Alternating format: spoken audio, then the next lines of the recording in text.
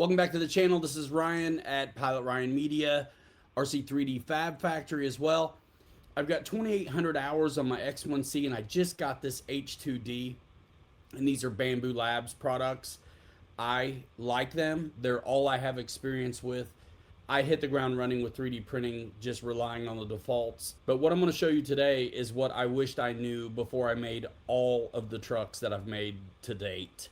I'm going to share a screen with you and show you how we figure scale on the wheelbase of these trucks, and then how we can slice them up to have locator pins. There's multiple options of things you can use for the cut that lines it up perfect every time. It's just fantastic. And I hesitate to admit that I just recently learned this. I've been gluing together all my stuff with fingers crossed, like belly and table, and just holding it and doing my best to get it right. And a lot of times not getting it right and having a lot of sanding and filling to do to make it right. So this gives you the best start you can get for a big print that you want to bring together. And I'm going to put a link to my buddy's video also. KKRC76 did a great video on this also, but I'm just kind of starting for broke. I'm planning on doing a series of these Bambu videos, and we're going to learn together, and I'm going to also show you what I have learned. So thank you, Bambu, so much for helping support the channel. Let's go. And so yes, this is our model. What we're going to do is make it even bigger, because we have to figure out the wheelbase for an SCX6, let's say, which is a huge 501 millimeter wheelbase that's axle to axle, front to rear on this truck. So the first thing I'm going to do is not quite eyeball it, but kind of eyeball it. So if our goal is to have this body sized to the wheelbase that we're building to, then we need to cut this model at the front and back at the very apex top of the wheel arches to establish this chunk so we can see what it is we need to scale it to. So let's get into it. So we've got the model selected, and we're going to go ahead and cut this model. And with the cut tool, there's a lot you can do with it, which is really cool, but I'll show you what we do. So I'm going to just rotate this cut tool to a 90 degree like this, and then I'm going to drag the yellow button to what looks like the highest point on the we're not going to Mars, so you just have to get close to the highest point on that fender flare, that arch. So I like that, so we're going to go ahead and cut it.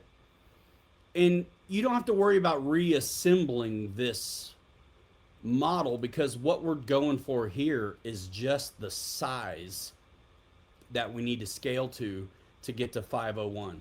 So what happens after you do that cut is everything is together in a group. So you can just click off here and we can move this out of sight, or we could delete it. It doesn't matter. Now we got to rotate this back down. So get your rotate tool. And when you're rotating, you've got different axes that you can rotate on. If you want it to stay on 45 degree increments, what you do is after you select red is you get your cursor inside on those little mark lines, and it just snaps to the perfect 45, 45, 45, so to say. So now that that is rotated back, we can just click out of it, and our model is just kind of goofy. It's not really on the build plate, but that's okay. Now we're going to cut the back the same way. So we can go ahead and make this big. The model is illuminated, selected, so we can hit the cut tool. And once again, I'm going to rotate the plane of the cut to, and again, I've got the cursor down here in those little white lines on the inside of the circle. If you're out here on the outside of the circle, it'll do really fine tuning. And then if you want it to snap at the 45, you bring that cursor to the inner line there and it'll do it. So, okay, no problem. I'm gonna drag this over. I'm kind of gonna skew the perspective a little bit. Okay, I like that. That looks like it's at the, the very apex, the top of the fender flare, the arch, I like to call it. Go ahead and cut it.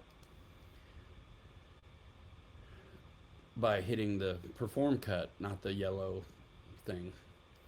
So there we go. So it's cut, and once again, it's all grouped together. So you can just double click out here in the field, and that will give you the opportunity to move those away. Again, we're not going to really need these. So now, what's cool, this is what Kelly and I do, and he did a great video on this, so definitely check that out too. I'll put a link in the description. But we have essentially what we've done, and the purpose of this is to give us some kind of baseline to where we can now adjust the numbers to get this wheelbase we desire, whether it's a 312 millimeter, 12.3 inch 10 scale wheelbase, or 501 millimeter SCX6 scale, big wheelbase. So we're going to go for the big one because I'm going to show you it's too big for the plate at this point. So then you have to make slices, and how do you do that? So now what's cool is we can hit the scale size tool, and this is so fantastic. So right here, you want to make sure uniform scale is selected, otherwise it'll just get really skinny. And so right now it's on the wrong piece, so we're going to highlight the correct piece. And so we can see the sizes. The x-axis is the width, the y is the length, which is the number we're going to change, and then the Z is the height. Now, all I have to do is type in 501 for the wheelbase I'm doing. And this thing gets massive, okay? So now we can see the width of the vehicle. We've got 501 on the center of the arches, which means this is going to be pretty right on when you go to putting it on this big truck. So now you're wondering, what do you have to do with these pieces? We could size them up to 160.85 and put, them back on and have to get it just perfect. But the real crux of the matter is this 160.85 digit. So make a note of that. And now you know what you have to print this vehicle at. Every part of this project needs to be printed at the 160.85 scale. So now that I have my number, I can literally throw this stuff away. And now we'll get to slicing it for putting it together, because as you can see, it's too big for the plate, right? So just double click out. We're just going to delete this stuff, and we're going to drag in a whole brand new project, the file for this vehicle, and now we know how to scale it. So we're just going to delete that and bring this up, and we go. And a lot of your printers are going to work this way. I like Bambu. I'm working out of Bambu, but a lot of the slicers it's amazing what they can do. I've been able to have so much fun with 3D printing, and I don't know 3D modeling at all. I've done about everything in the slicer and a little tiny bit in Tinkercad, and then I've got good friends, my buddy Kelly, who we do a ton of these projects with, and we actually are selling our own bodies for 10 scale right now. Links in the description if you want to check that stuff out. So let's get the Corvair again. And we're going to start slicing it for assembly. So here it is. We see the whole vehicle once again. And now we know, we go to the scale tool, and we can go to 160.85. And we have the correct size now and the whole vehicle. So there is a lot there to print. So usually with a vehicle like this, we're going to slice it down the middle and then also in chunks. So let's do some of that right now. Of course, you're going to get warnings about it being too big to print. It of course is too big to print. So, but we've got the scale numbers put in there that we figured out before, and that's really where the rubber meets the road on what and how to make it the size you want. So we're going to start exploring cutting this so we can kind of get an idea of the print bed we have. We might be able to get away with leaving it this wide. We're going to see. So now we do, like I say, have the correct size. So I'm going to go ahead to the cut tool. I'm going to create some more plates actually as well. add another plate or two or three. Okay. So then highlight the one we're on. Okay. So go to the cut tool. And you can see it's going to default to this horizontal situation. I'm going to go with the 90 degrees again. Now there's some opportunities here uh, to make connector pins or a zigzag. There's all kinds of things you can do to connect these. And what I want to do now is we're just going to go ahead and go for it as if we don't have to split this down the middle. And if we do have to split it down the middle, we can do that later. So I like the 90-degree cut, and I also like choosing somewhere that makes sense, like a door panel in this case. So I'm going to go ahead and move this over to where I want it, which is in the crease of the door panel here. And then I'll rotate this around and make sure I kind of like where it's at. Okay, now, so instead of cutting it right now, what you want to choose is add connectors. And you've got a handful of different options here. So we're going to choose dowel, and then we can also select the size of the dowel. Let's just go 3 millimeters, and the depth ratio, we're going to make it 8. Okay. And then we can, that looks great. So we're going to add connectors. And we've chose dowel, and we've got it set to 3 millimeters and 8 millimeters. Now what you have to do is place those dowels where you want them. And you can see that's already got like it's telling you where it is. So, and this is really great for those of you making big prints that you have to glue together later and you don't want to have to guess that you got it lined up. So on a model like this, what I'm going to do is just I'm going to put one in where I think it's going to make the most sense. There's one. There's one. And we'll do one down. Let's do one here.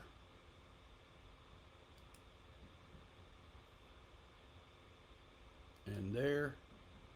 And then we'll come down here and get one in the rocker area. And so you can see I'm just haphazardly doing this, right? I'm just putting it where I want it. You know what? This is a big model. Let's do one.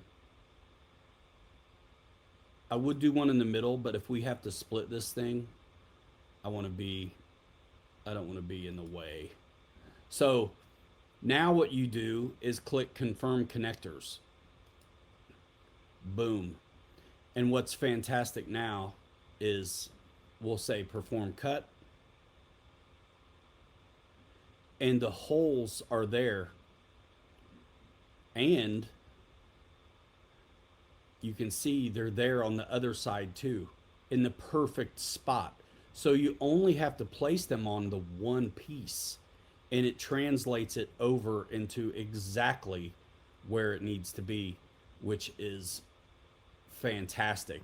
We've been doing this without this and been working it out, but this is even better. So you can see right here, it generated the dowels already that size. So you can use wood dowels or whatever, or you can print these. It's all there for you. So that's cool. But yeah, that's gonna work. So we'll call that one. We'll leave that one the way it is. Just click out of the rotating tool. Now we're back on this one. Let's highlight the plate and cut the back off. Right? And there's multiple things we can do on this. So let's see about cutting this somewhere it makes sense. And we'll go for the door again. So highlight this, cut tool, rotate this to 90. Make it a little bigger so we can see. And pull that to what we hope makes sense. Because on a big model, you're going to have to cut it somewhere. So you might as well cut it where it makes sense. There's a little opportunity to take advantage of a panel line or some kind of feature on the model. These models are, when it's a car or a truck, there's a ton of detail and contour. And so it makes sense to consider the fidelity of how it's going to come off when you do it.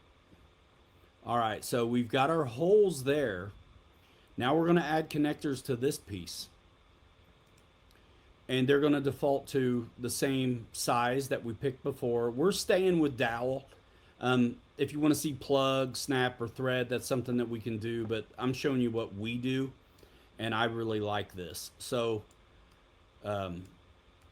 now, you know you're ready when you see this orange edge, because that is where the locators go.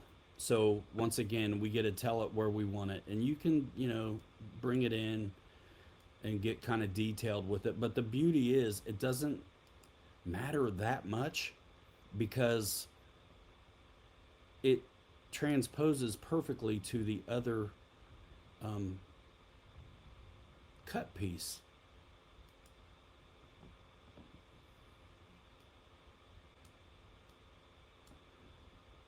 The one thing I have noticed though is when we do this, and let's say you wanted to share this with a friend,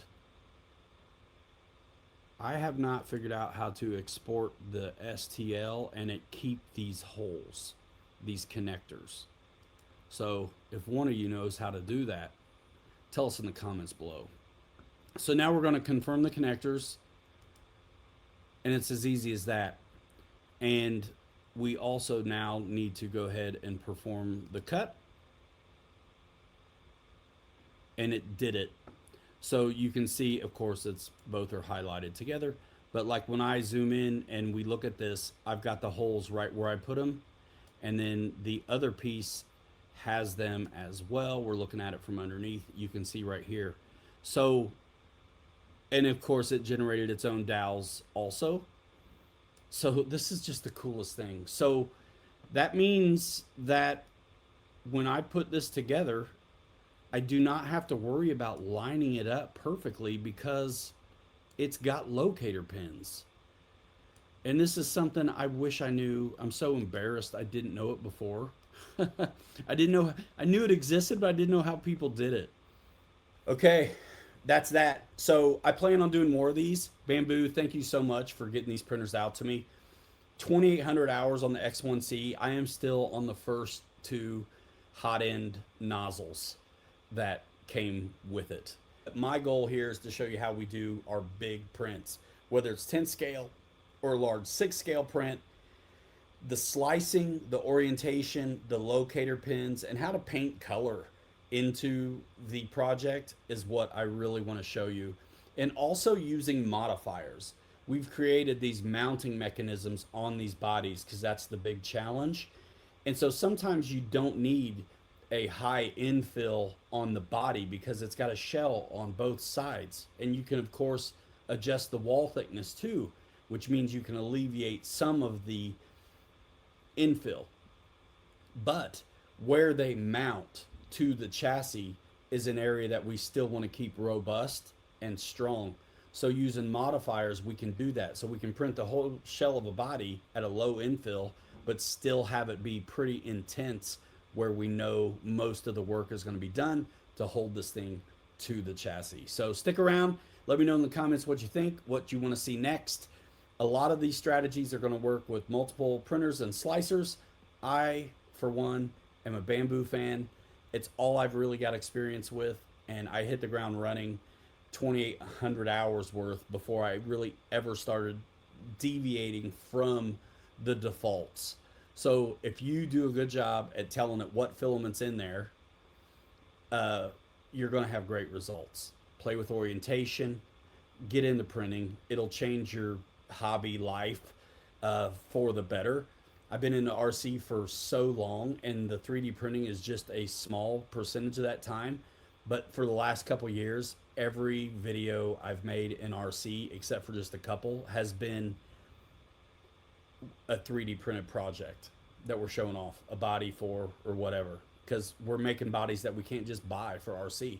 So we like the classics. But anyway, I'm Ryan. Thanks so much for coming by. Bambu, thanks again. Links in the description if you want to support the channel or join the channel. It's there.